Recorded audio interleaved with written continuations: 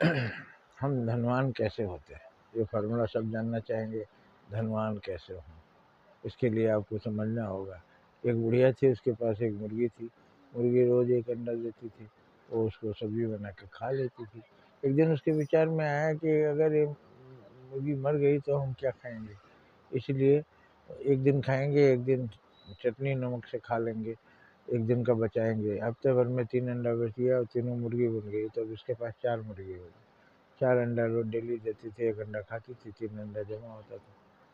फिर अगले हफ्ते 4 से 7 हो गया, फिर उसके बाद 7 से 14 हो गया, तो इस तरह से 14 से फिर 28 हो गया। तो इस तरह से इसकी मुर्गियाँ बढ़ने लगी और बहुत ज़्यादा मुर्गी हो गई, तो इसने कुछ मुर्गियाँ बेचकर गाय खरीद लिया, गाय पालने लगी। अंडे बेचकर भी पैसा हुआ, बहुत सारे इसके पास गौशाला हो गया। उसके बाद इसने दूसरे दूसरे और व्यापार फैला दिए, तो बहुत धनवान हो गई। और दूसरी बुढ़िया थी, वो सोचती थी ये रोज़ अंडा देती है, इसके पेट में